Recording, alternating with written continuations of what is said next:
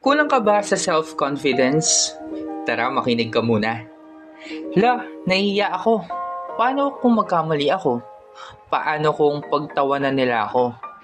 I feel you. Ganyan din ako dati.